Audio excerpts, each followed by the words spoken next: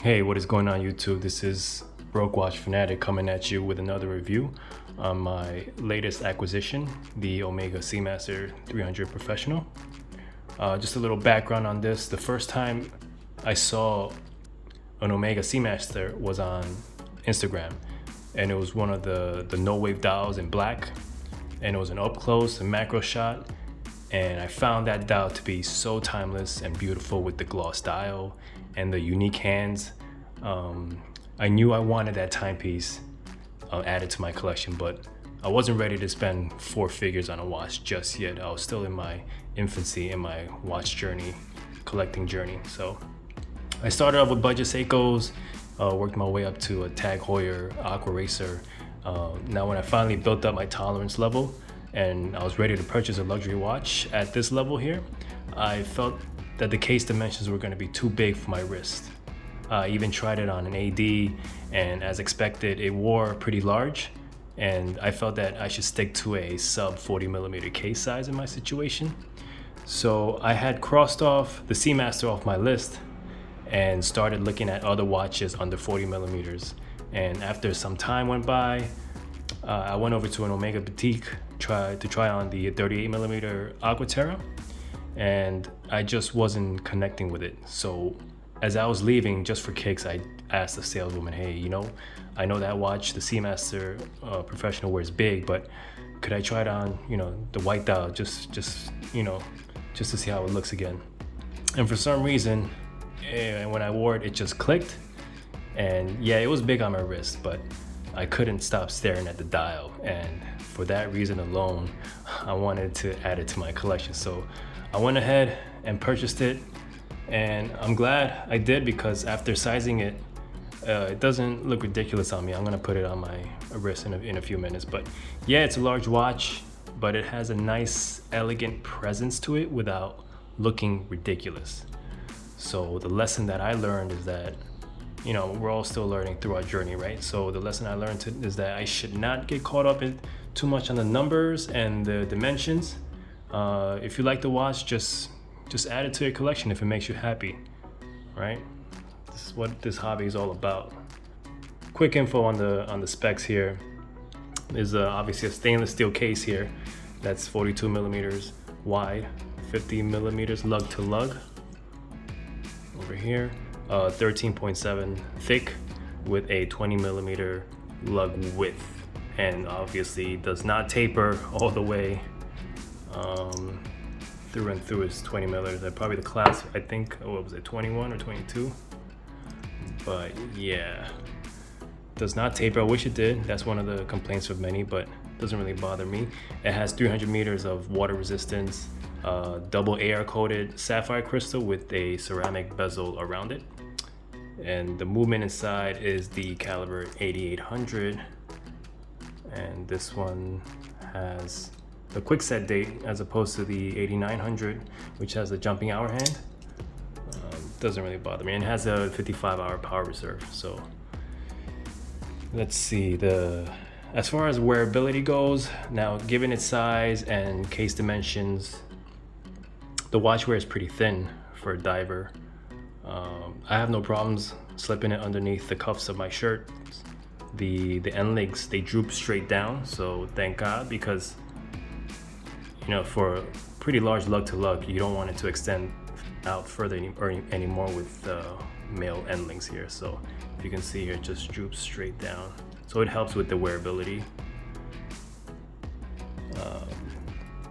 So the bracelet does have some sharp edges, right here.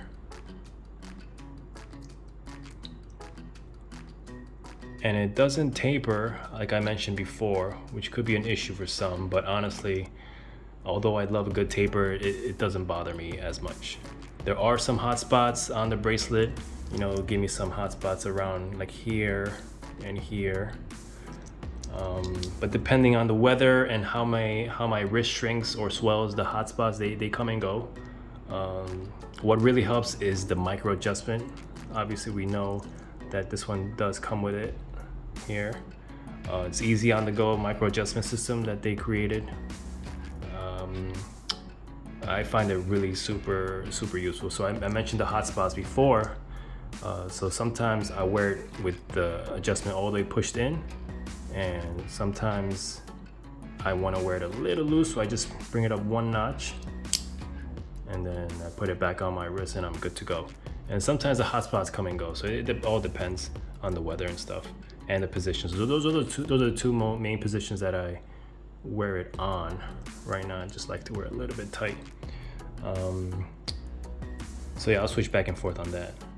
The bezel action is one of the best I've handled. It's very crisp and has very minimal back play.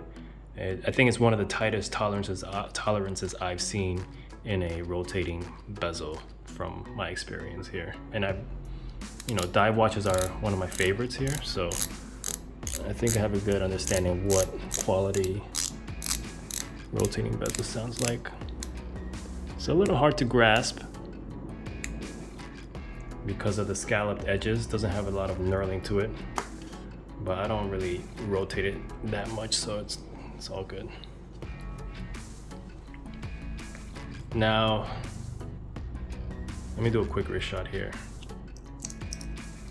So this is my 6.5 inch wrist here. And as you can see, it wears large, right? But the dial is just too beautiful. It doesn't look ridiculous on me.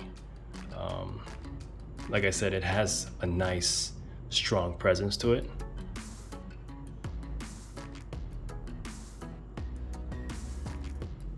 So the dial is absolutely gorgeous.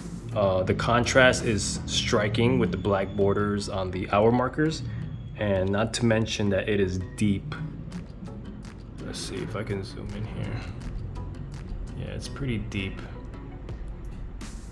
So that adds to the legibility.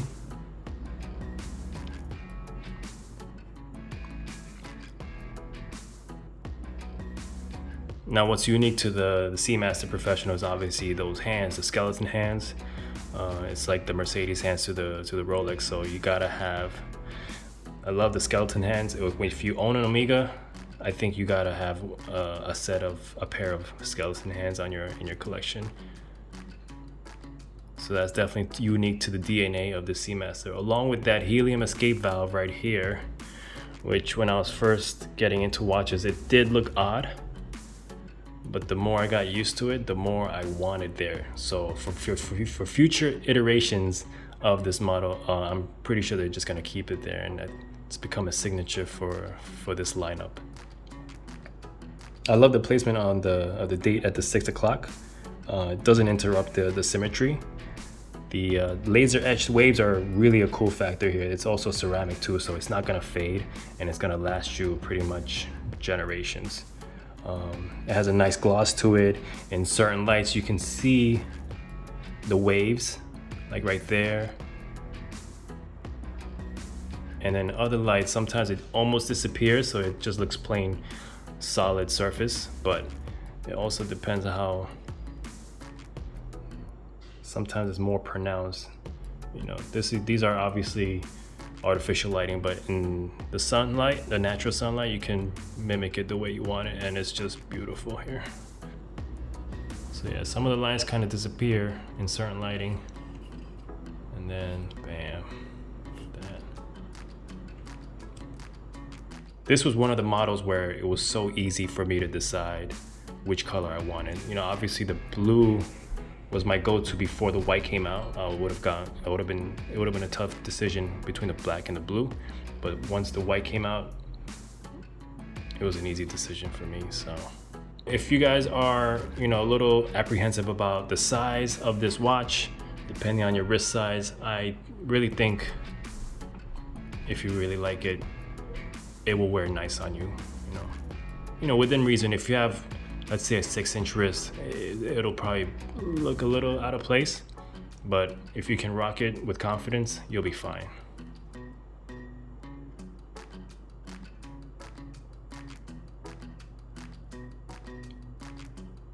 All right, so if you have any questions, just let me know. I just wanted to give you my thoughts and opinions on this watch, and it's just a beautiful piece right here. All right, thanks for watching, guys. I'll see you on the next video. Take care.